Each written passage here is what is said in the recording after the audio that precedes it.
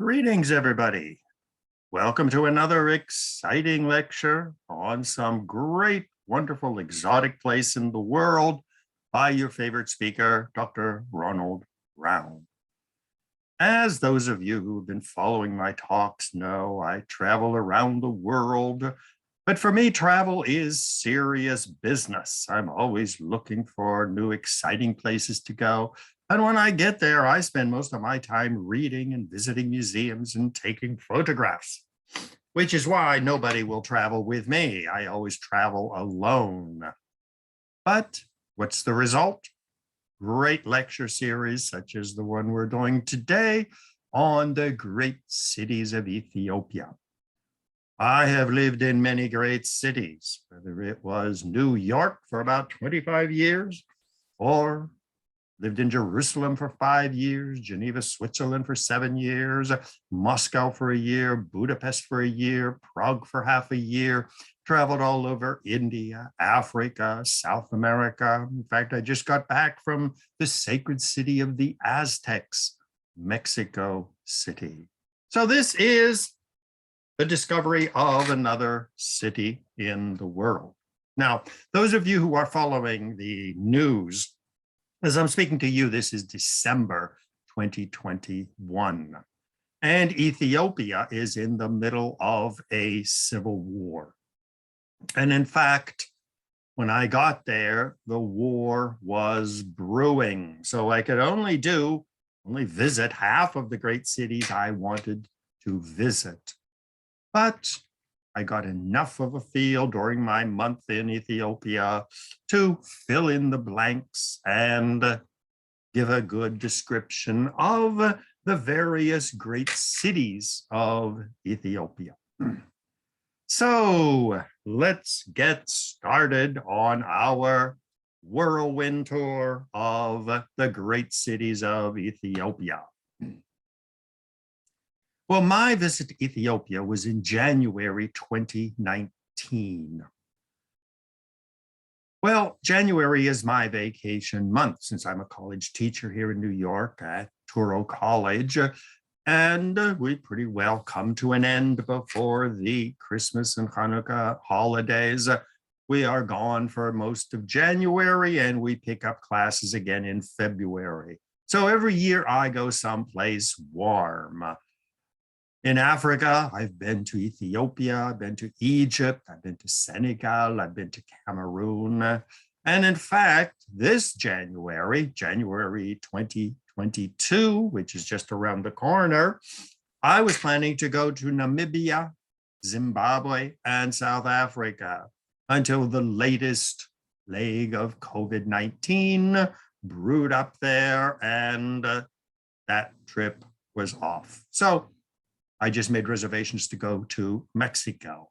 So January is my vacation month in a place warm, whether it's Thailand or Cambodia or India or Dubai or Argentina, Brazil, Peru, Chile, all these places. I go someplace warm. So January 2019, I was in Ethiopia. Now, Ethiopia, for those of you who are not aware, is in what we call the Horn of Africa.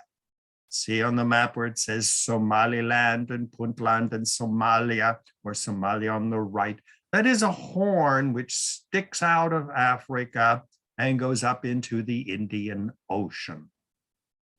Well, the three countries today of the Horn are Somalia, which is in the middle of a civil war, Eritrea, which just ended its war with Ethiopia, and Ethiopia, which is in the middle of another civil war. So it is a very lively place to visit, but Ethiopia, being one of the oldest empires in Africa, definitely was a place I wanted to go.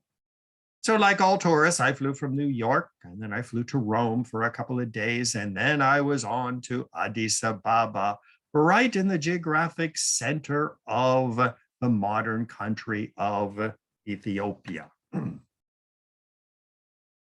Well, Ethiopia has had many capitals. As you can see on the map on the left, in the far north was Aksum, followed by Gondar, Lalibela, Desse. These were all the ancient cities of Ethiopia.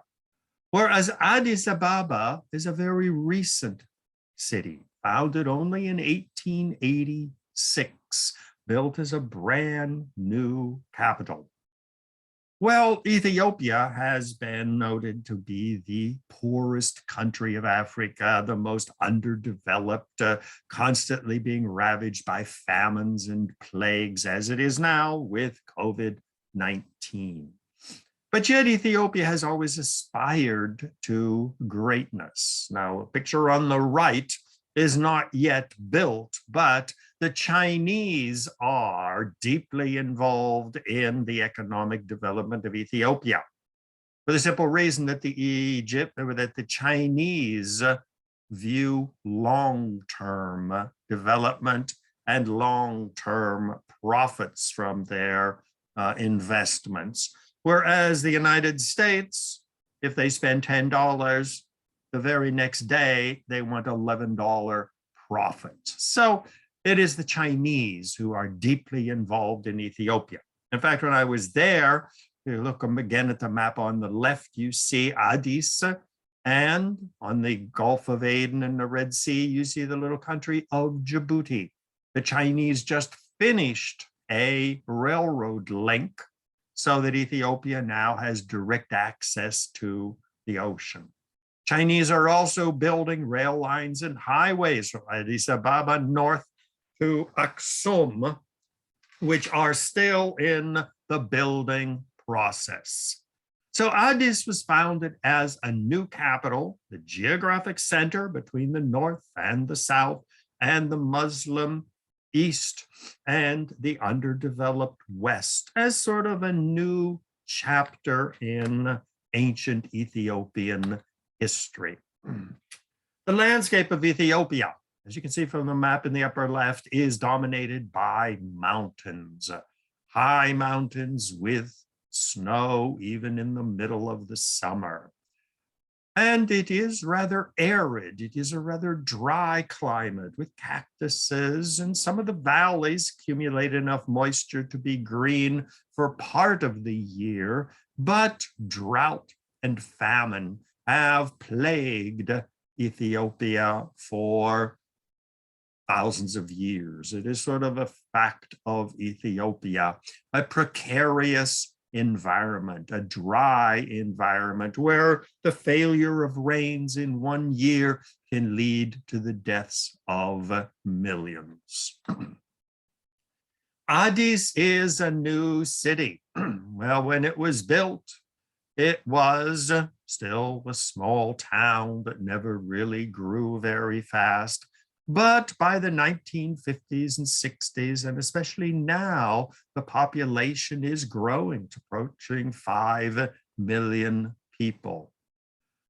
But the city is being filled by migrants from the impoverished rural areas. Whenever there's another famine, another million people flood into Addis Ababa. Well, the downtown area has a certain number of large buildings. In fact, the Chinese are building everywhere. But yet you'll have, like the picture at the bottom on the left, you'll see a couple of high-rise apartment blocks being built on major highways, but directly across the street are miles and miles of slums. Now, some of these are permanent structures, but you can imagine a flood or an earthquake could demolish large areas. So it is a growing city, but like so many cities in poor countries, you'll have a very nice downtown area, but surrounding the areas are the favelas, as they call them in Brazil, miles and miles of slum dwellings, sometimes no electricity. They have to go to a faucet somewhere for water, outdoor toilets. So it is a rather rough place. The picture at the bottom on the left of the shacks in the foreground and the two buildings above, was the view from the hostel where I was staying in North Addis Ababa. And it was rather secure, meaning they had gates with barbed wires that closed every night. They had a security guard at the front gate, and it was mainly tourists from Europe, the United States, South America, more and more from Asia, and even some African tourists who were coming up, the children of the new emerging African middle class. Well, as a relatively new city, there are no ancient buildings in Addis. It was nothing until the new capital was built. On the top, you see the Holy Trinity Cathedral, which was begun in 1928 and finally finished in 1942. Most of Ethiopians are Christians. Historically, it is the Ethiopian Orthodox Church, which has historically been linked with the Coptic Church of Egypt. And so this band from Egypt through Sudan, especially southern Sudan, and then up into Ethiopia, are some of the oldest Christian churches in the world. They rank in their founding in the first centuries, along with Greek church in Constantinople, the Latin church in Rome, the churches of Jerusalem, Damascus, Alexandria. So it is one of the ancient churches of the ancient world. The altar, which is behind these curtains, is like all Orthodox churches, separated from where the congregation sits, because it is considered so sacred that it is closed off by a curtain. And it's the same way as the Temple of Solomon was in Jerusalem. The ordinary people were outside in a courtyard, and behind a closed curtain is where the priests went to perform their rituals and sacrifices. Well, the Chinese are everywhere in Ethiopia and are still there. The light rail, which goes through the central valley of Addis, was built by the Chinese. And whenever you'd take the train, every car had television screens celebrating the cooperation between the Ethiopians and the Chinese. And the Chinese are investing heavily in Africa. Once again, it's because Western companies want an immediate profit, or the stockholders will rise in revolt. Whereas the Chinese are in there for the long term. Invest, build, spend money, and hopefully down the road somewhere, these investments will pay off. So the Chinese were everywhere. They built a big railroad from Djibouti on the coast to Addis, so that has become the main export market. In fact, the Chinese have a giant military base in Djibouti. The One Belt, One Road system is overland from Sian, where I spent a wonderful vacation, through Urumqi, Tehran, Istanbul, where I spent a vacation, up to Moscow, where I spent a year, and then over to Belgium, the overland Silk Route. The sea route is from the coastal cities of China, around Malaysia and Singapore, to Sri Lanka, Bangladesh, Pakistan, Kenya, and Djibouti. So Ethiopia is now linked into the Chinese growing trade network, as well as the military base in Djibouti. It's fascinating in Djibouti. I didn't get there, but on one side of the harbor is a Chinese military base with Chinese ships. And on the other side of the harbor is the American military base with American ships. So I hope that they have good red lights in the sea to avoid an accident which could lead to a war. But Djibouti is a very important link for the Chinese as well as for the Americans in their effort to dominate the Indian Ocean. The Israelis are there in large force. Ethiopia has been very important for Israel since it was founded in 1948, because Israel, as we know, has been at war with 1.5 billion Muslims and the entire Arab world, expanding from the coastal area, taking over Jerusalem, the West Bank, taking over a big chunk of Syria. And so the Israelis view Arabs as their #1 enemy. But surrounding the Arab world are what Israel calls the outer circle. This includes, for example, Iran, where Israel was the biggest supporter of the Shah of Iran until he was overthrown.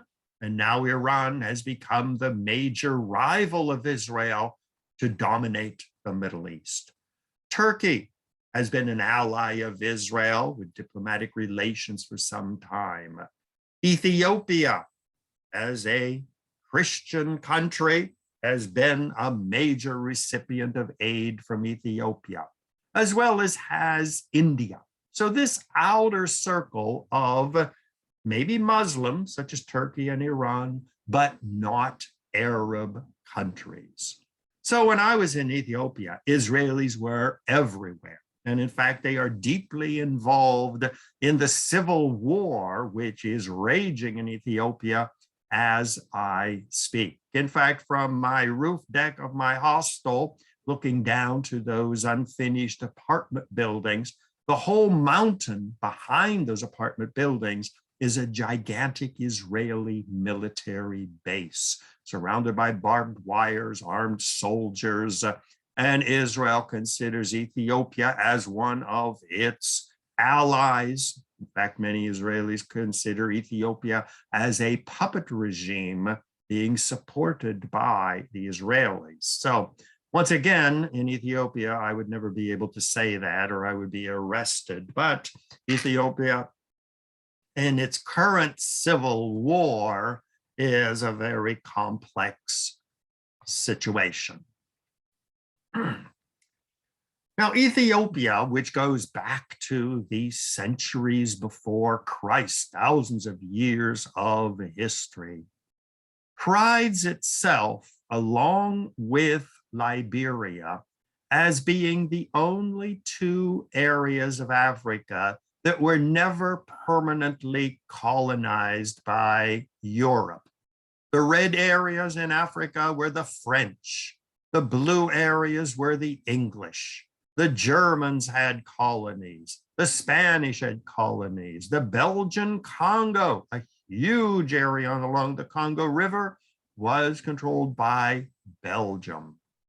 Well, the Italians took Libya, and briefly they occupied Ethiopia in a horrendous and bloody war where Mussolini's troops were mowing down by the thousands the Ethiopian soldiers on horseback.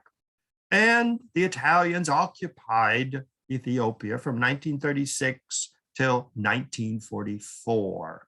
Haile Selassie, who was the king, the emperor who ruled from 1930 to 74, was exiled, took exile in England as he fought against the troops of Italy.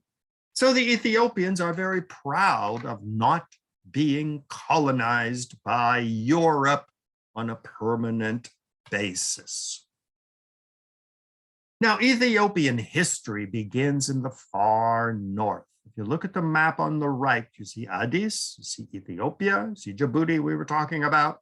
Well, in the far north is the ancient capital of Aksum. This has various names. The Egyptians refer to it as Kush. The Jewish Bible refers to it as the Kushite kingdom of the Queen of Sheba.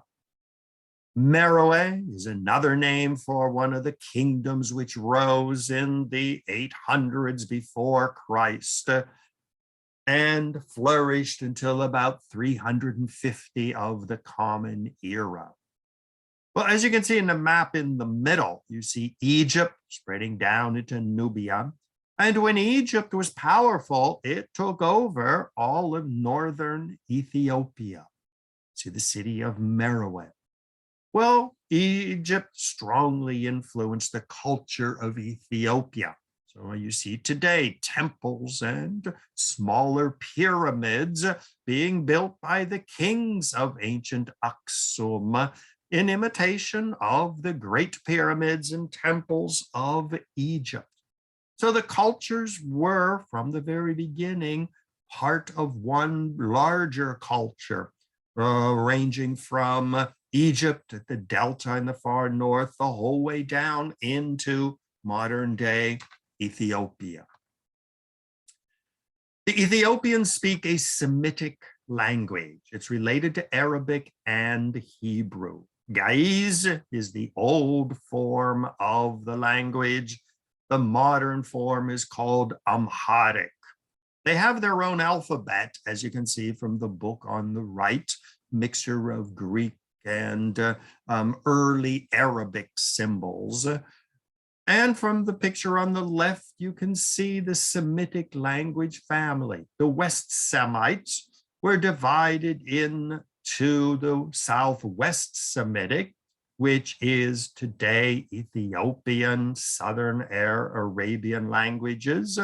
You have the modern Arabic language family, and you have the Northwest Semitic language family, which is the Canaanites, Aramaic, modern Hebrew, and biblical Hebrew.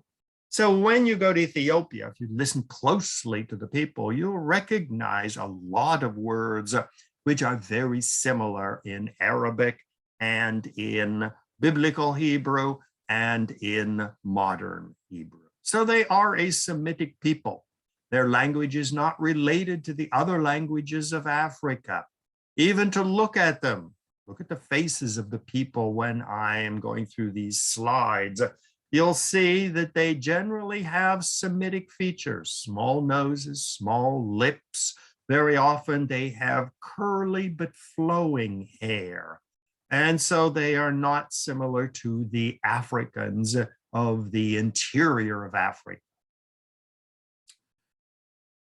So we see on this map the Semitic language family, the light yellow going from the Atlantic Ocean, Morocco and Mauritania, across to Kuwait and Iraq and Syria.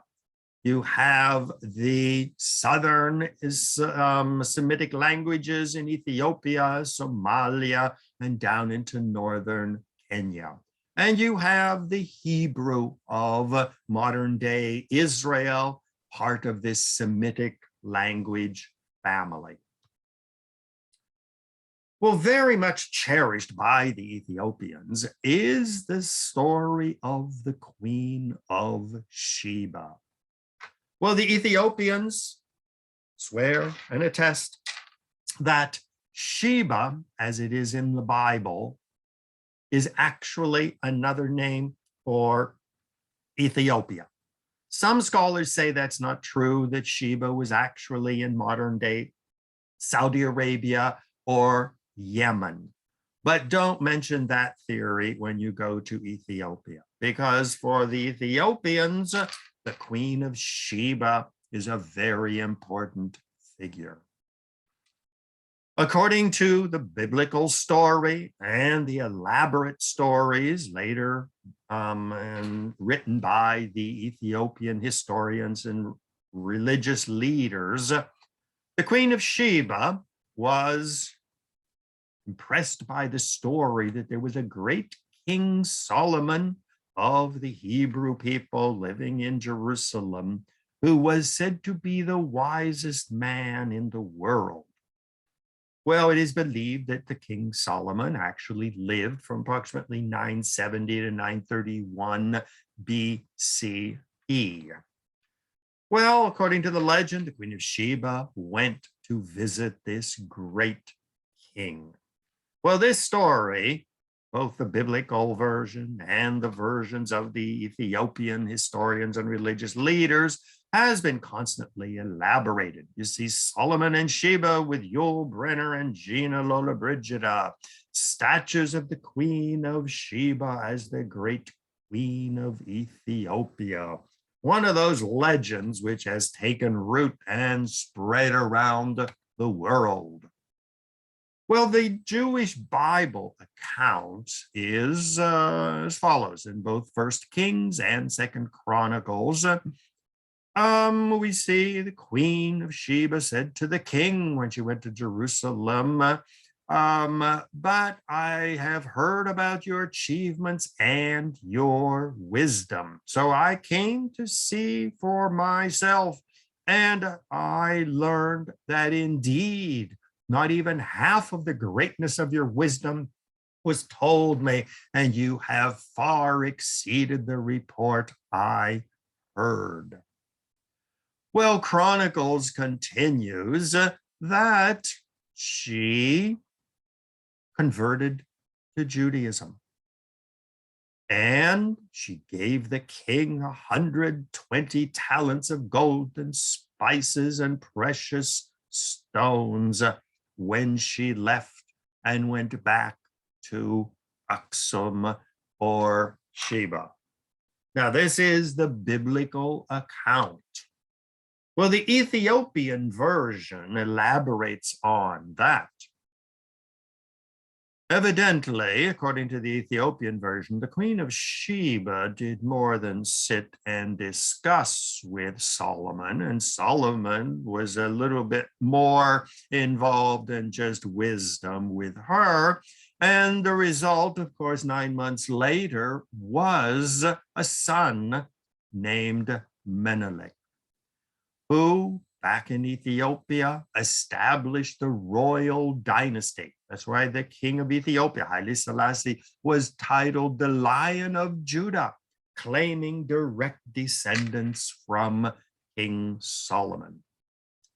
Well, the Ethiopian story, as you can see depicted on the paintings on the right, decided to go to Jerusalem and to visit his father. Well, he went to Jerusalem, and of course, Solomon said, oh my God, this is another illegitimate baby. I must have spawned somewhere along the route, and was not very receptive to Menelik. Even though he claimed that he was his son, Solomon just didn't receive him very well. Well, in the Ethiopian account, the story continues. Menelik was clearly pissed off. And so what he did was he kidnapped priests from Solomon's temple. He grabbed the Ark of the Covenant, which contained the 12 commandments, and he took thousands of prisoners with him back to Ethiopia. Well, this was the golden age of Ethiopia. Under Menelik I and subsequent kings, descendants of King Solomon and the Queen of Sheba, the empire of Aksum grew in power, expanding across the Persian Gulf, taking over Yemen and big chunks of modern-day Saudi Arabia, expanding up the Nile, where it confronted in the year 100 to 960 AD the Roman and the Byzantine Empire. Well, the kingdom of Aksum remained one of the great trading empires of Ethiopia. Again, you see on the right, you see the great trade routes that existed in the 400s AD. China with its overland routes and its sea routes, considering Aksum the great way to Africa, stopping off there for African slaves, ivory, gold, ostrich feathers, exotic animals. In fact, the story is that one of the Chinese ships that went across to Africa stopped off in Aksum, and the ship was so huge that it could take a herd of giraffes back to the Emperor's Museum and Botanical Gardens in China. So under the leadership of the Menelik dynasty, Aksum rose to be a great empire. There were various queens, there were various kings, and even in the Christian Bible, there's an account in the book of Acts where Philip, one of Jesus's apostles, beheld a man from Ethiopia, a eunuch who was a servant of Queen Candace of the Ethiopians. And he converted to Christianity, went back to Ethiopia, and introduced Christianity into Ethiopia. Until then, the Ethiopians had practiced various forms of Judaism, and then they introduced various forms of the Jew religion devoted to the Jewish Messiah. So there was not so much a conflict between Judaism and Christianity as the two religions simply merged into a new religion of Ethiopian Orthodox Church. Well, the traditions of heavy Jewish immigration to Aksum were not just under Menelik I, who took back priests and teachers and tradesmen and professionals back to Ethiopia, but the people of Ethiopia adopted many Jewish traditions. For example, all men in Ethiopia must be circumcised. That is a sign of belonging to the Ethiopian Orthodox Church. There's not one pig in the whole country. Pork is banned. Every church has a copy of the 10 Commandments prominently displayed. The Ethiopian Christians had pilgrimages to Jerusalem. They built monasteries all over historic Palestine and churches. And it was a sign of honor for a young man to make the pilgrimage to the great lands of Palestine. Even those who remained more Jewish, so-called Ethiopian Jews, also were deeply influenced by different traditions. For example, Ethiopian Judaism had a very rich tradition of monasteries, which were founded by the Jews in Palestine. The famous Qumran caves were monastic, men-only religious Jewish monasteries. And the Ethiopian Jews continued this tradition, which died out in the West. The Jews of Ethiopia did not adopt all of these Torah business and synagogues and rabbis. They remained loyal to authentic Judaism, temples and animal sacrifices. So the Ethiopian Jews were priest-oriented with animal sacrifices. They believed that the priest had the power to forgive sin, probably a Christian influence. They also made pilgrimages to holy places in both Ethiopia and in Israel. They divided into various sects, such as the Beta Israel, which was recently taken to Israel. Another group were the Falasha Jews, each one preserving their own Jewish traditions. Well, the first king who officially converted to Christianity and made Christianity the official religion of Ethiopia was King Ezana of Aksum. And he ruled from approximately 320 to 360 AD. And he is the one who built the church in Aksum, which we see in the picture, which, according to Ethiopians, contains the original 10 Commandments and the Ark of the Covenant. And so he is considered to be the first king who embraced and founded what is today the Ethiopian Orthodox Church. Well, I wanted to go to Aksum. Look at the map in the middle where you see Ethiopian plateau in the north and you see Aksum. Aksum is really the great empire of the 6th century. It is marked by these giant obelisks, which you see in the right, to mark the tombs of great kings and leaders of Aksum. And that reigned as the capital of what is today Ethiopia for almost 1,000 years, from the year 100 to 940 AD.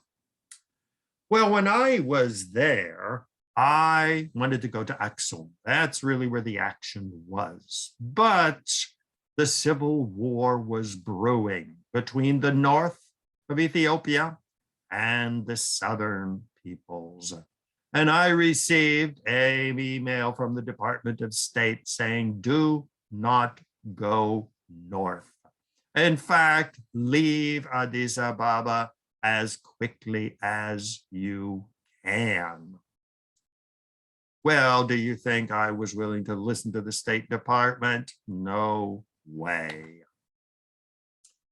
So I was intent on going to Aksum. Now, Aksum is more important than just its Ethiopian history, because African Americans were very aware that Ethiopia was one of the oldest Christian countries in the world, along with Armenia and Georgia, and then later the Roman Catholics and Greek Orthodox.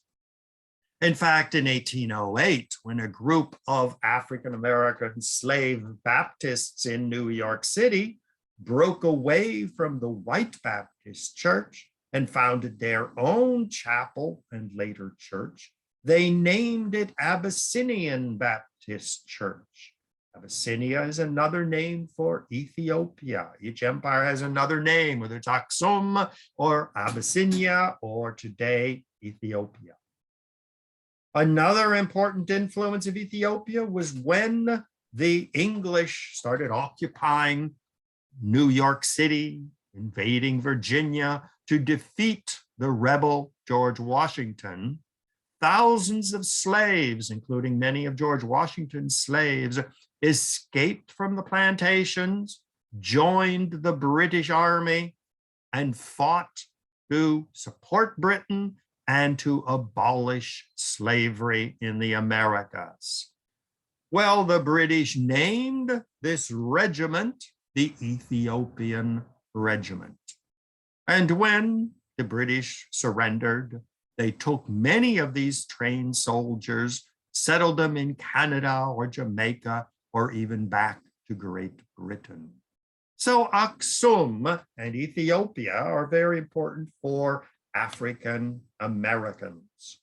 The Rastafarians are inspired by Ethiopia. Haile Selassie was considered the god of the Rastafarian movement, which emerged in Jamaica.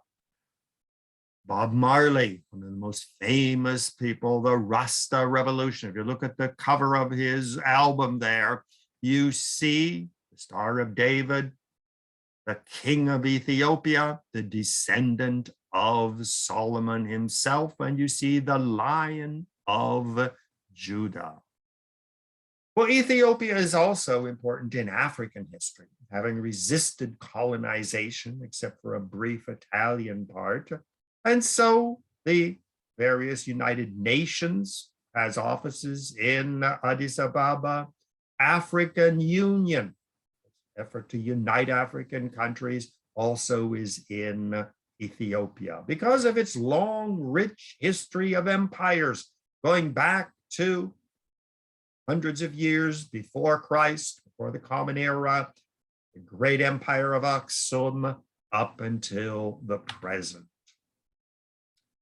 Well, Ethiopian history was marked by this merging as well as conflict between the large Jewish population and the Christian population. In fact, it's almost impossible to separate Jews from Christians in Ethiopia, since all men are circumcised. The Ethiopians, Christians, celebrate the Jewish Sabbath, Friday night, and the Christian Sabbath on Sunday. Pork is banned. The languages are related. Well, relations were not always good. You had the famous story of Queen Judith, who in the 960s united the Jews of Ethiopia. They murdered the emperor and declared Ethiopia a Jewish country. The entire population was forced to convert to Judaism. Vicious persecution of the Christians, and the war was so bad that the city of Aksum was totally destroyed. Well, Queen Judith was eventually overthrown. The Christians came back. A vicious persecution of her Jewish supporters, but yet large populations of Jews remained, and Judaism remained a very strong influence in the Christian church as well. The descendants of these ancient Jews are today have various names. They're called Falasha or Falashim, the Beta Israel. Approximately 150,000 have been taken to Israel. That has caused a lot of problems because they were not synagogue-going Jews like the white Jews. They had their own traditions of temples, of priests, of animal sacrifice. And when Israel banned all of these practices as not in accordance with Western and European Orthodox Judaism, this was a major problem. In fact, most of the Ethiopians have very bitter memories of what they call forced conversion to European Judaism and the suppression of their rich African traditions of Judaism. Well, with the destruction of Aksum and everything that this ancient civilization represented, when Emperor Gebe Mescal Lalibela was able to overthrow Queen Judith and he took power, he decided to build a brand new city. Look at the map on the right. You see Aksum in the far north, where I couldn't get because of the war. Directly south, you see the city of Lalibela, sort of halfway between Addis and Aksum. Well, that's as far north as I was able to get. I visited Dese, where I had to spend a night, and then on to Lalibela. But Gondor and Aksum were clearly not possible. Well, Lalibela is probably one of the most visited tourist sites in Ethiopia, if not the most visited. As you can see, visit the New Jerusalem of Lalibela in Ethiopia. Well, I wanted to see the landscape, so I took a bus. Now, anybody with half a brain would have told you never take a bus in Ethiopia, because from the pictures on the right, you can see some of the dirt roads that we were forced to take, accidents all over the place. So to go the 425 miles from Addis to Lalibela, which doesn't look that far on the map, took 17 hours. I mean, it was not a pleasant trip, and I definitely got to meet the locals. But it's one of those trips you do once, and then you say, well, once was enough. I had my experience. Well, I arrived in January, and it was the feast of Timkat in Lalibela. Now, most people would fly, but there's me and my bus on the right. Well, the Ethiopians have various distinctive traditions. For example, in the United States and in the rest of the world, Monday becomes Tuesday at midnight.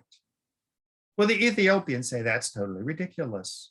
Why should we pass from one day to the other in the middle of the night? That makes no sense.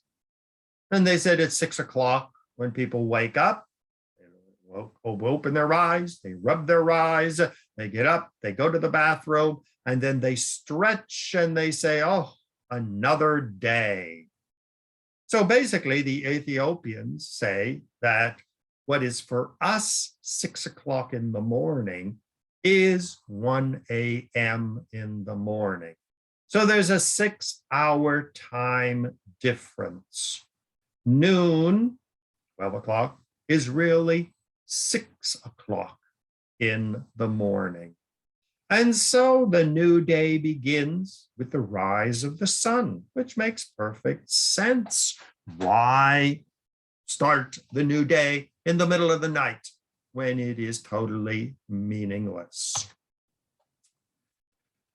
Well, Lalibela was the new capital. Well, a major event happened when Lalibela was being built, and that was the emergence of Islam.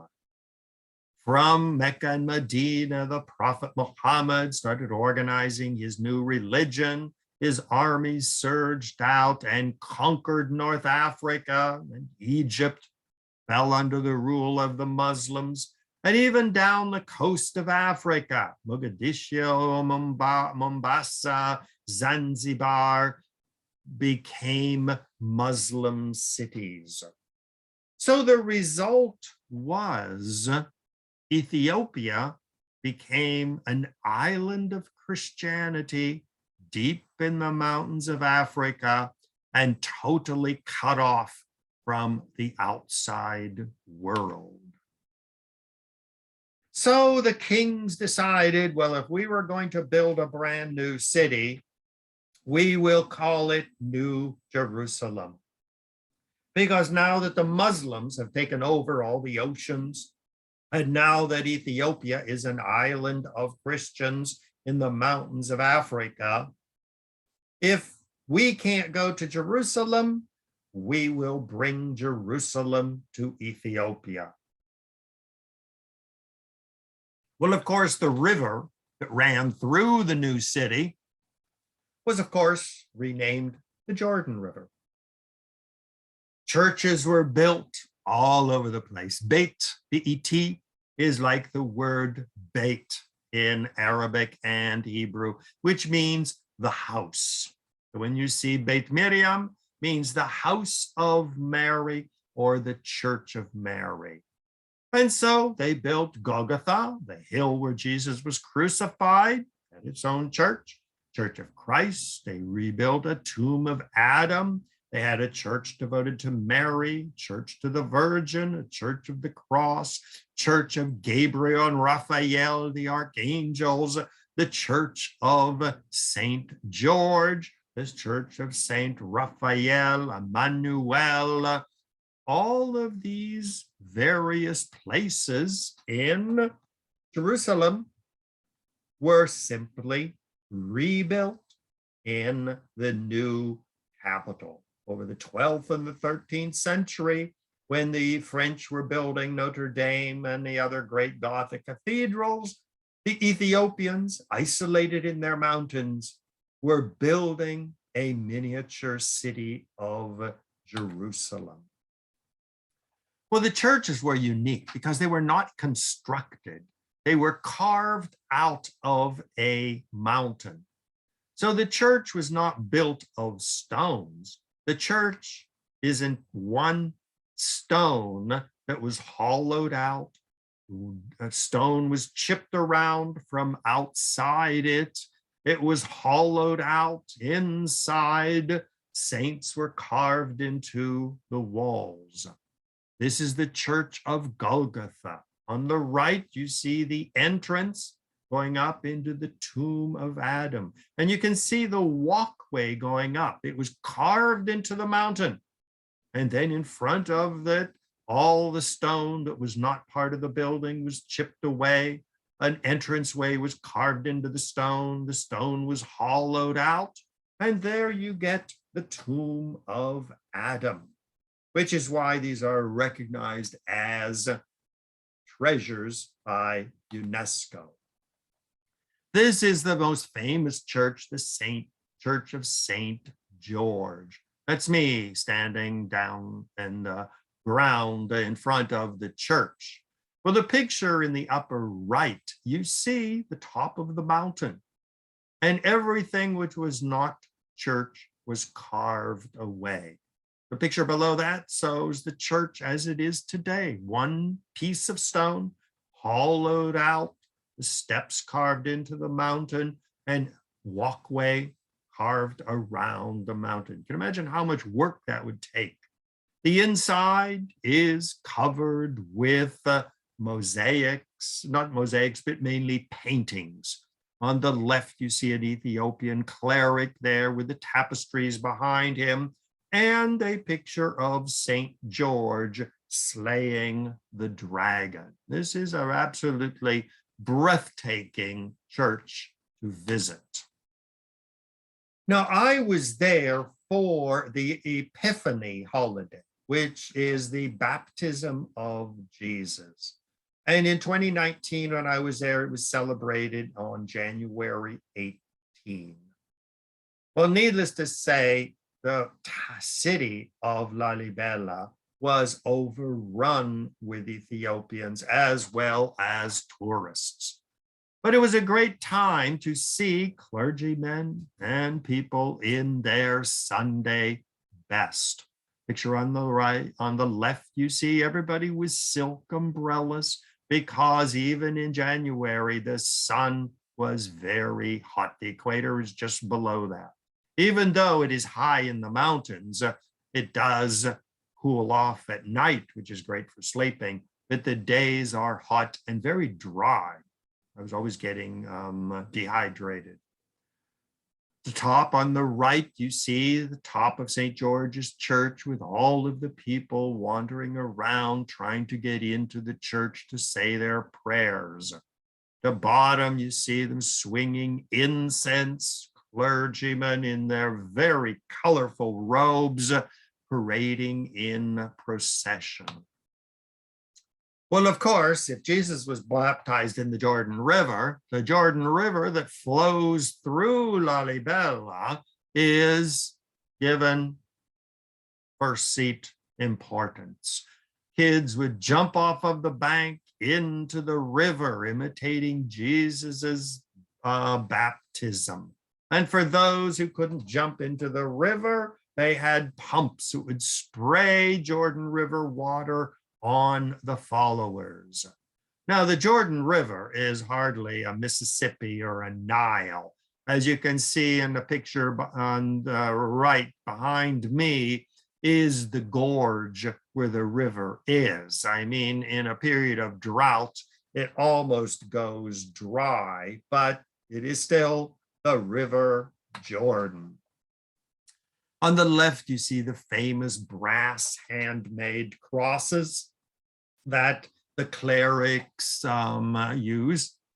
It is a beautiful form of Ethiopian handicrafts. In fact, I found a cross a bit smaller than that at a yard sale here in Queens, and I bought it for $2. The people had no idea what it was. On the right, you see all the guys in the river splashing water up on their wives and mothers and daughters, although there are a couple women who have jumped into the river as well. And so Timkat was an exciting time to be there.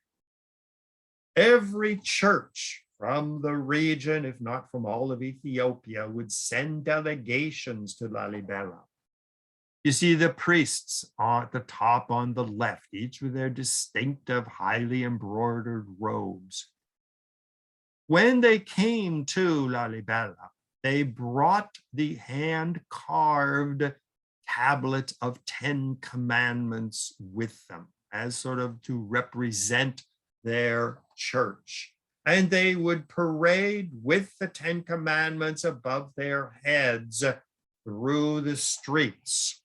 As you can see on the right, they would be followed by legions of altar boys dressed up in their colorful robes.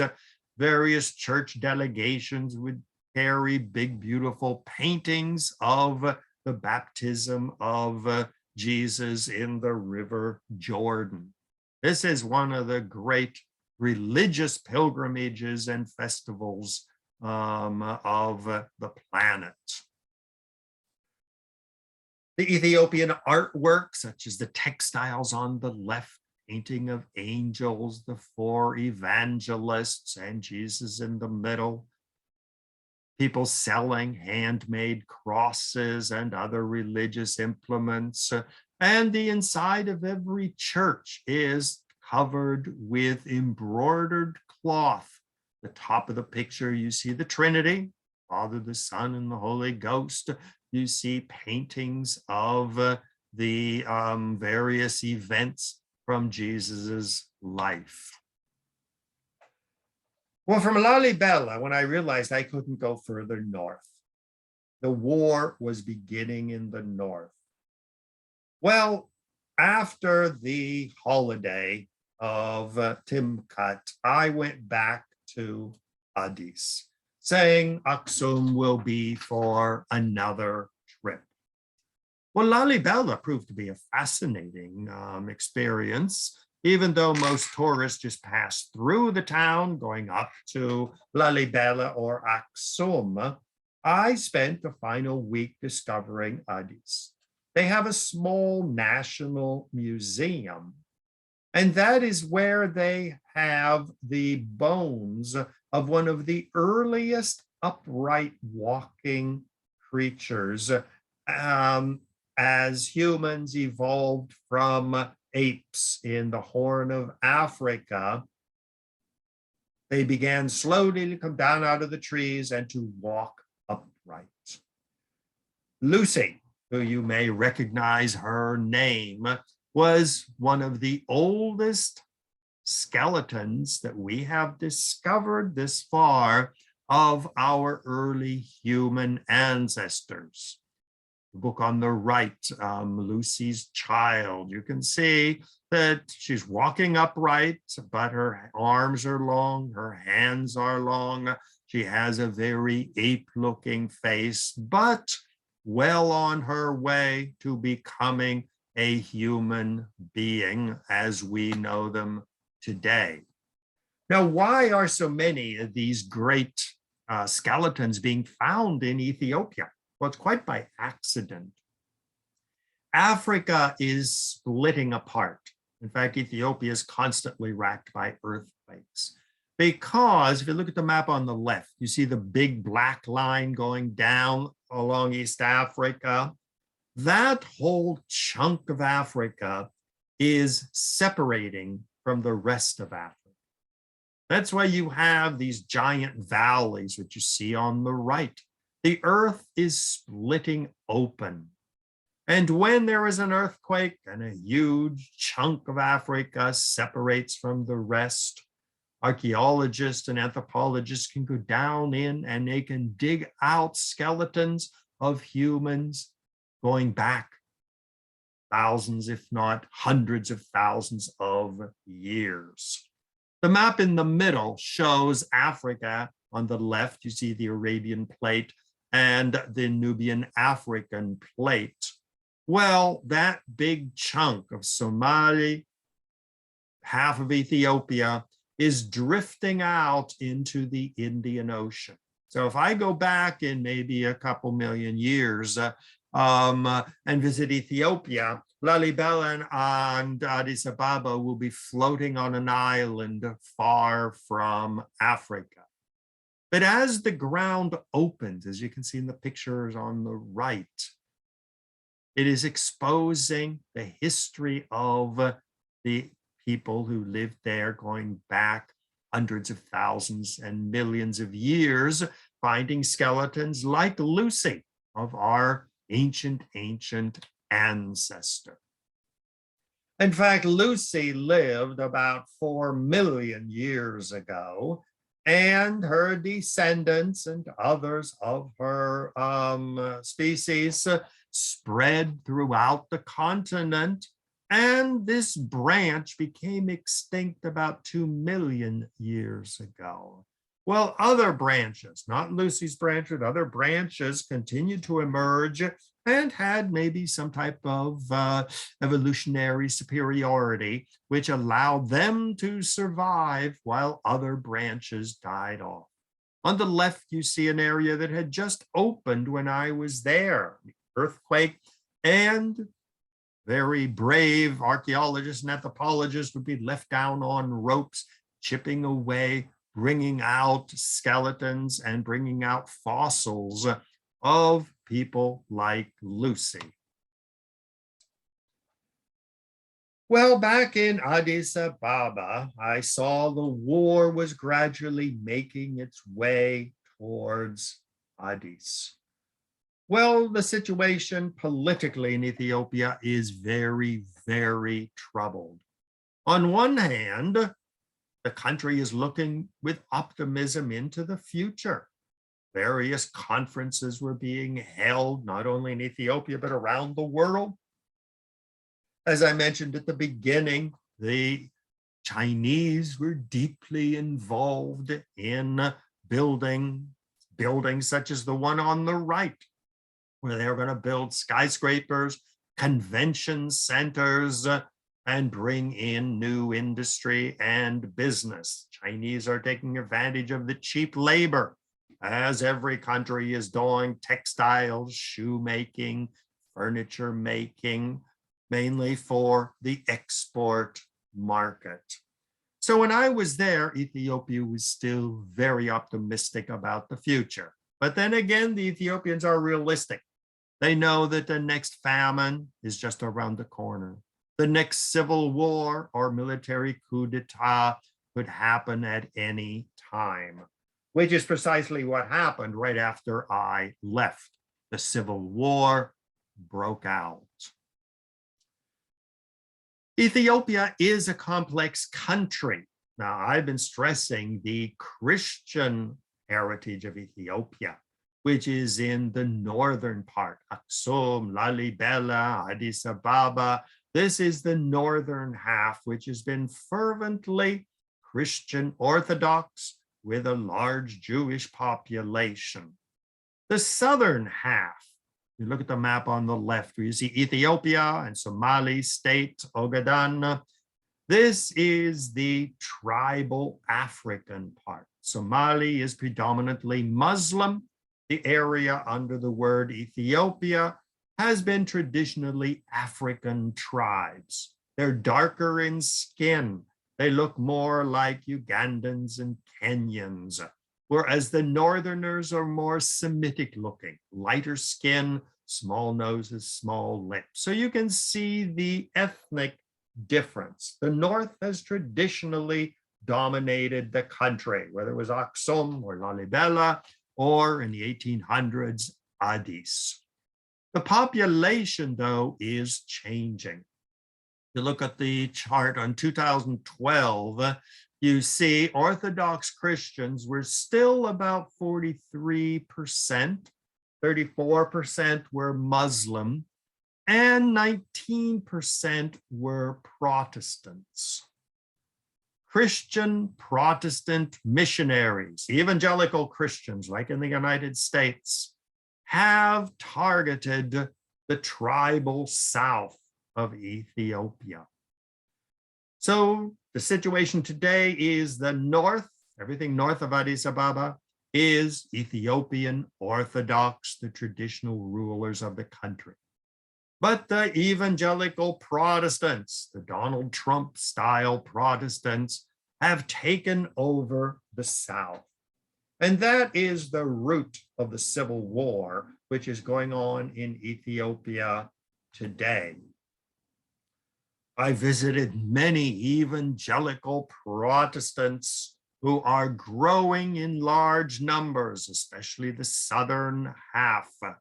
The prime minister, Abiy Muhammad Ali, in spite of his Muslim name, is a convert to the evangelical churches. He's a member of the Ethiopian Full Gospel Believers Church. And so the Orthodox Christians are losing their domination. The Muslims are holding their own, and the Protestants are growing. Well, these were the Protestants. Prime Minister Ali had the strong supporter of Donald Trump, evangelical Protestants in the United States, taking over the country, inviting in the Israeli military to prop up the new government and make war against the traditional Ethiopian Orthodox Christians of the North. So that's really the situation which was brewing when I was there. Well, of course, in Addis for my last week, another reason why I always travel alone, I spent my time going from church to church, visiting these new evangelicals who, with the support of the state of Israel and Donald Trump and the Republican Party and American evangelical Christians, are taking over the country. So this is the war. This is the Tigray province in the north, Amhara and Afar. These are the northern areas which have traditionally run the country. The Omoro people in the south are the evangelical Protestants. So Addis Ababa is a battleground between the Orthodox Christian north and the newly emerging evangelicals to the south.